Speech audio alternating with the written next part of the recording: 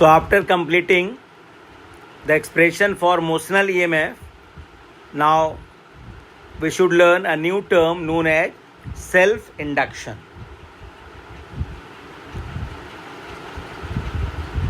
Self-induction.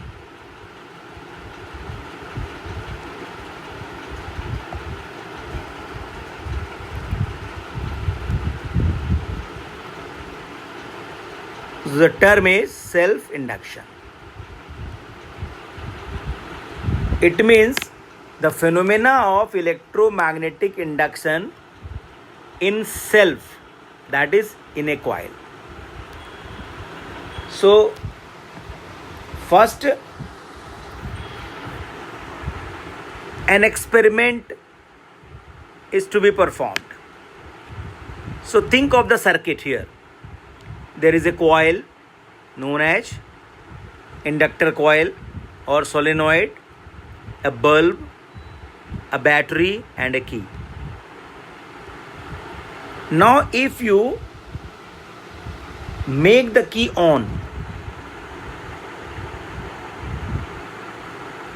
so the moment key is made on, a current starts flowing in the circuit. So when the key was off, there was no current and the coil was not behaving like a magnet. But the moment key is made on, a current flows and a magnetic field is produced by the coil, that is solenoid, and some lines of forces are linked to the coil itself. So initially there was no lines of force. Now there is some lines of force. So due to this change in magnetic field lines associated with the coil, an EMF is induced due to electromagnetic induction. And as a result, the current due to induction flows in the opposite direction of the main current. Why? Because according to Lenge's law, the nature of EMF is such that it always opposes the very cause from which it is produced. Here, the induced current is such that it opposes the cause, and the cause is the main current in the circuit. So initially when the key was made on, there is a current induced in the coil that flows in the opposite direction of the main current, and as a result the magnitude of the current initially becomes little bit less, and due to that the bulb glows with less brightness initially.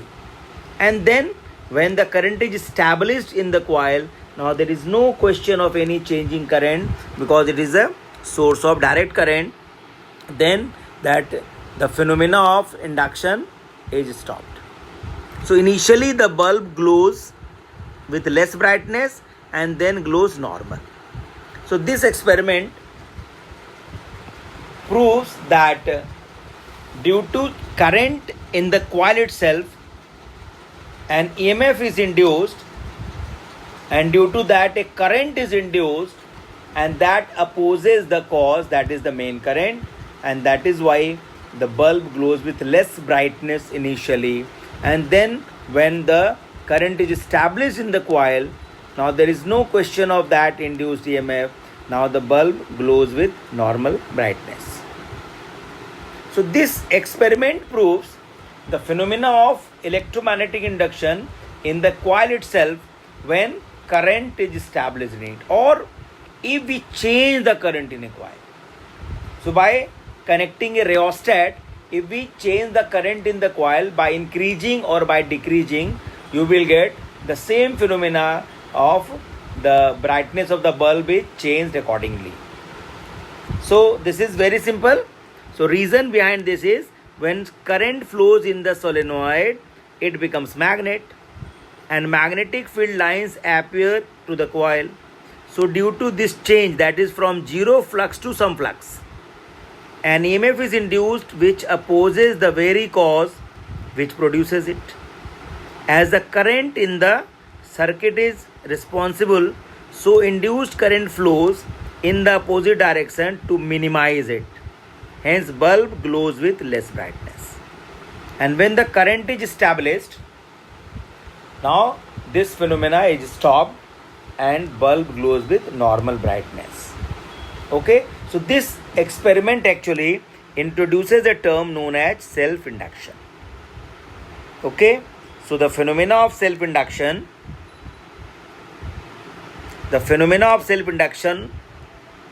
that is electromagnetic induction due to changing current in the coil is known as self-induction. So actually this is simply electromagnetic induction only, but due to changing current the EMF induced in the coil itself, and that phenomena is known as self-induction. Okay, now think the lines of force associated with this coil, that phi is directly proportional to current I in the circuit. So phi is equal to L into I, where this L is coefficient of self-induction, or it is called self-inductance. So L here is coefficient of self-induction or self-inductance. Now we can apply Faraday's laws of electromagnetic induction, that is E is equal to minus d phi by dt, and in place of phi we can write Li. So E is equal to minus d by dt of Li. L we can take out, so E is equal to minus L di by dt. So we have got a formula here. So we have got two formulae here. One is phi is equal to Li, and second is phi E is equal to minus L di by dt. And this helps us to find the definition of self-induction also.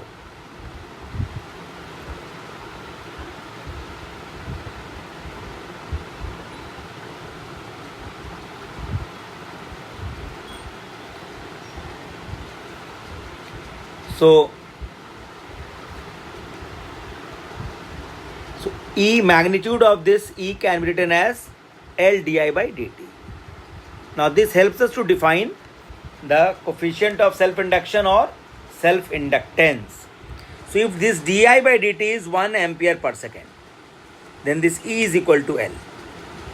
So self-inductance of a coil is defined as the EMF induced in the coil itself when rate of change of current in the coil itself is 1 ampere per second. The SI unit of L is Henry, represented by H. So this is all about self-induction. Now we have to go for the next, that is mutual induction. The word mutual means what? Mutual is possible when we have two coils. So one coil is called primary coil and second coil is called secondary coil. Primary coil is the source of magnetic field. So in this coil we can connect a cell, a rheostat, and when switch is on, the current flows through this primary coil and this coil becomes magnet. And the magnetic field lines are produced, which is now linked to secondary coil. So by changing current, one can change the magnetic field lines associated to the secondary coil. So that is why the term mutual is there. So some change in the primary affects the secondary mutually. So by changing current in the primary coil, one can control the lines of force associated with the secondary coil, which in turn controls the induced EMF in the secondary. And because of that, the galvanometer shows deflection. So the phenomena is very simple. So in the Faraday's experiment, a magnet was moved towards a coil away from the coil. Here the same effect can be produced by simply changing the current in the primary using a rheostat. So flux linked to the secondary, that is phi s, depends on current in the primary.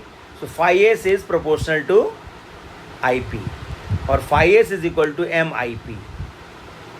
Here this M is called mutual inductance or coefficient of mutual induction. So when the phenomena is for self, it is called self-induction. When phenomena is for other coil, it is called mutual induction, M. And again, by applying Faraday's laws of electromagnetic induction, Faraday's laws of electromagnetic induction, that is ES is equal to minus d phi by dt. Here ES is equal to minus d phi s by dt, and in place of phi s we can write MIP. So this is d by dt of MIP with the minus sign, right? And then ES is equal to minus M dIP by dt. So actually EMF induced in the secondary depends on rate of change of current in the primary. So again we can define M, that when dIP by dt is 1 ampere per second, ES is equal to M. So we can define the coefficient of mutual induction is equal to the EMF induced in the secondary coil if rate of change of current in the primary coil is 1 ampere per second, right? And again the SI unit of M is Henry. So the unit of L and M both are same, and that is Henry, but the expressions are different. For self-induction we have E is equal to minus L di by dt, and for M we have ES is equal to minus M dIP by dt, right? So this is all about the self-induction and mutual induction. And again these two formula, that is for self-induction phi is equal to Li and E is equal to minus L di by dt, and in mutual induction phi is equal to MIP and ES is equal to minus M dIP by dt. All four formulae are very important for numerical purpose. So that's all for this lesson. Thank you very much.